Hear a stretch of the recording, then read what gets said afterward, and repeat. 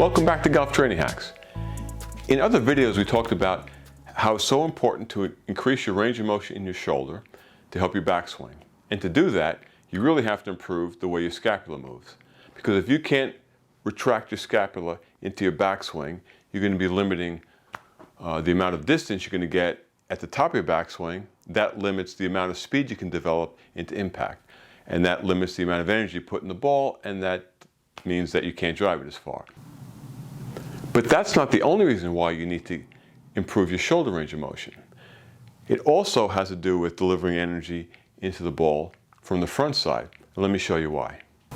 So the scapula is basically the shoulder. Now you need to be able to retract or pull your shoulder back and let it extend. Retract and let it extend. So from this position, you should be able to extend your shoulder and pull it back. Extend and pull it back.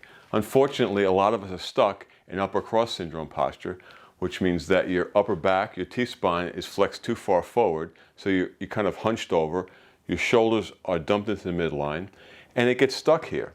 So it becomes very difficult to move your scapula back because your T-spine can't extend, and the muscles in your upper back that are controlling the T-spine become stretched and weakened, and the muscles in the front become tight and contracted, and you get stuck here.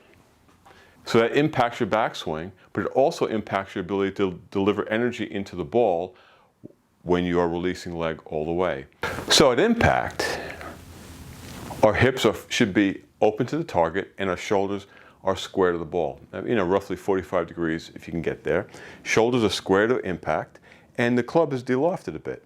Now, to deliver all the energy into that ball, as you are driving into the front side, so your ankle, knee, hip, and shoulder are driving up and back in one line, you still have some lag here.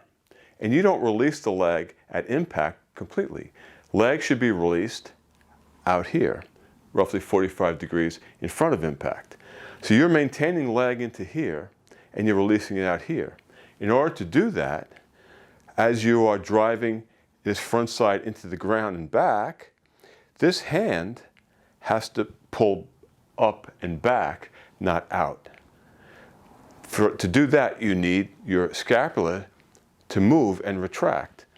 So as you're driving into impact, this hand is pulling the club up and back, not out.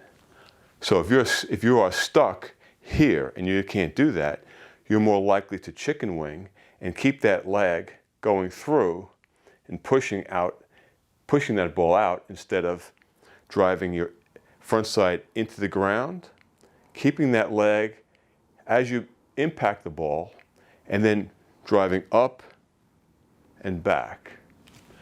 So that front side scapula needs to work just like the rear side to help you deliver energy into the ball. So in this video, we're going to help you with that, and we're going to give you some exercises to improve the strength of the muscles that are controlling the scapula in your upper back. So let's get started.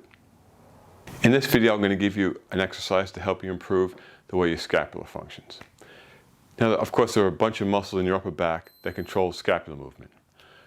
But one that's kind of overlooked is the serratus, and that's this muscle right here. That muscle also controls the way your scapula move, and you have to make that stronger as well. So you can do that with pulleys or a band. So you can use pulleys to work this serratus. So what I'm doing in this exercise is pressing up, let's say 45 degrees to the ceiling. And what I'm trying to do is really extend my fists as far as they can go forward. So I'm going to brace myself, screw my feet into the ground, squeeze my butt, get a good base to work against. And now I'm going to press this up as far as I can so that this muscle is working. So I'm not just pressing like this. I'm trying to extend all the way out and come back. I'm pressing up about 45 degrees. I'm extending as far as my scapula will let me upwards, and then I'm coming back. Press up and extend and back.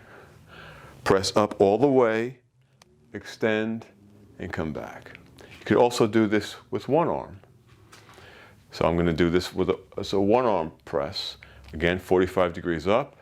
I'm trying to extend this as far as I can and come down. Extend as far as I can and come down. So when you're doing that single arm serratus press, what you want to do is not rotate. So I'm not rotating. My shoulder's staying square to you, and I'm pressing that band up and working this muscle. So I'm extending as far as I can and coming back. I'm extending as far as I can, but I'm not rotating into it and then coming back. So I'm extending as far as I can. I want this to work, the muscle right here. I'm extending as far as I can. So that's really lit up and come back. Extend as far as I can. That's working and I'm coming back. So a serratus press with a pulley system or a band, two arm or one arm is a great way to work the serratus, which is a muscle that also controls your scapula, and that'll help your scapular function improve. In this video, I'm going to give you an exercise to help you improve your scapular function and your overall shoulder function. So you're going to take a band, you're going to hold it here, it's called a W, and what you will do is just pull the band apart, hold it and release. Pull the band apart, so you're trying to make a W and release. If you want make it a little bit easier, you just lengthen the amount of space between your hands. Pull it apart and release. So what I'm doing is squeezing my shoulder blades together as I'm doing this. I pull it apart, squeeze the shoulder blades together, and release.